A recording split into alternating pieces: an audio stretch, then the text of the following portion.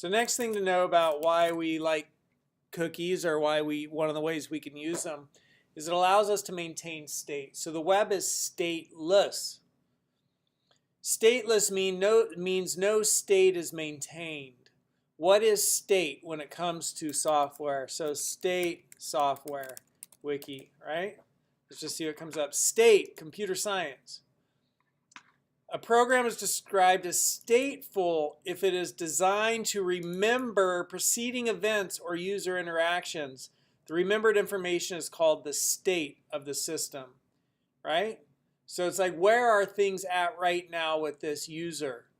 And so playing a video game, you go from level to level, it remembers who you are. Maybe you could even like turn it off for the night, you come back the next day and it's remembered you and your game. You can pick up where you left off. That is state.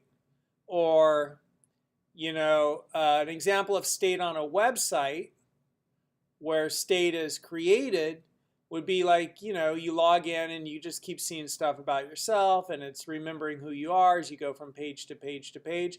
That is not how the web inherently works, however. We have to create that. We build that on top of the internet and the World Wide Web. Because the web is about, I make a request to the server fulfills the request, and then it no longer is communicating with me. It's not like it's a phone call, right, where it's, where it's a switched network, like old phones, where you make the call and you're just each on the line. The web is packet switching. And so packet switching is, the information is sent and then there's no like continuous line which is open and maintained between the one point and the other point, right? Like an open line is a phone call where I dial and you pick up, and now we've got an open line, a connection, right? That's a circuit. That's a circuit switch network. Packet switching is like I send some information to an address, it gets sent, we're done. It's not like an open connection. And so the web is stateless. A client makes a request, the server fulfills the request, sends stuff back to the client, and then the connection's broken. We're done. We're not talking anymore. And that's great because that doesn't create this big congestion, this big overhead of needing to maintain open connections. It's like, you send me a request, boom, I hit a response back to you, we're done. I don't have to worry about it until you send me another request. So in that model, how can I identify how can I identify where a request is coming from?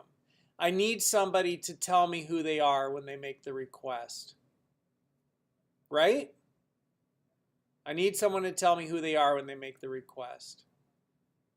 Because I don't know. Every request is coming in on its own. It's not like there's one open connection. So every time you make a request, if you could tell me who you are, then I'll know a little bit about how to deal with you. Imagine that you are like in a pitch black room on Halloween. And it's like a Halloween, what do they call those scary houses? Haunted house or something, right? Do they still have those? I haven't seen any of those. Whoa. So it looks like there's some haunted houses. But imagine it's a Raisin Hell Ranch. That's kind of funny. I gotta look at a picture of that.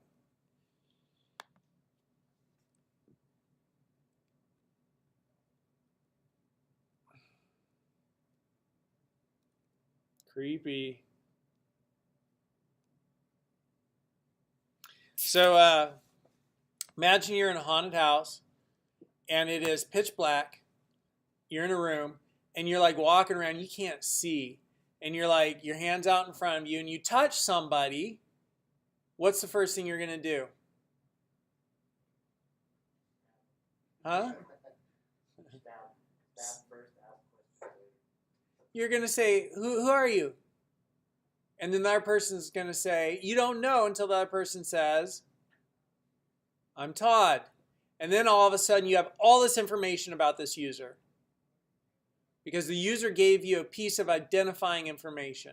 That's what it's like being a server. You're in the dark, you know, all of a sudden you have a connection with somebody, and you say, who are you? And they say, I am 864-3972-7999. Or let's just step back from that unique ID. They say, I'm Jeff.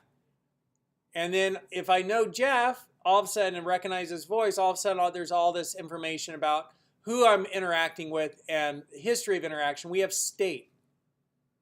We have a history of interaction. If I don't know Jeff, if it's first time, I'm like, Jeff who?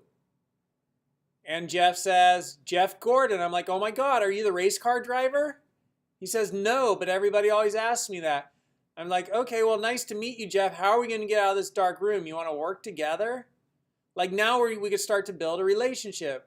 And then if we became separated and then came back together in the dark and I said, who are you?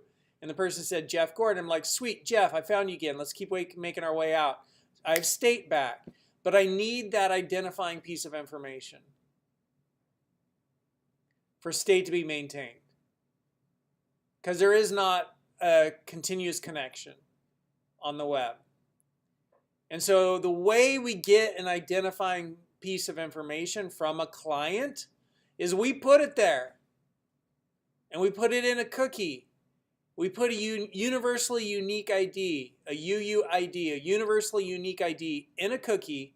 And with every request back, right, every time the client makes a request to our server, Coke.com or whatever, if there's a cookie for Coke.com on their machine, the browser automatically sends that cookie. What's in the cookie? Whatever the hell we want to put in it. Whatever we want to put in it. And we'll probably put a unique identifier in that cookie, a universally unique identifier, some really random long number. And when we get that number, we'll check some sort of a lookup table, maybe stored in memory, maybe stored in a database, and we'll say, who is this ID associated with?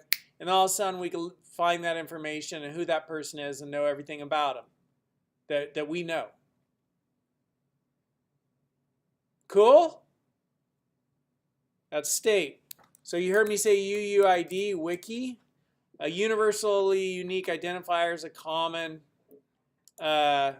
deal used for sticking on cookies to identify a user.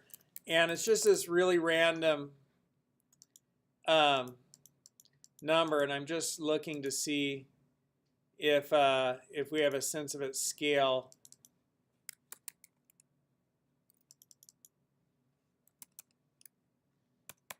I was looking, there was something UU history standards. Well, I'll look when we're not on video, and I'll find it, because there's something that really spoke to how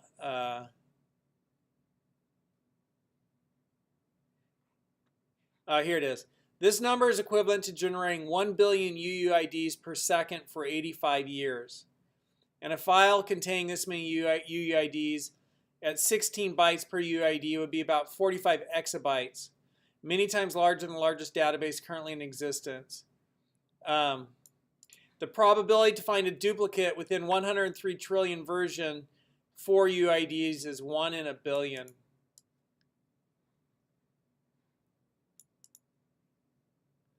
So that didn't quite capture it all, but it's like really hard to, you know, for them to repeat. So universally unique ID is what they are.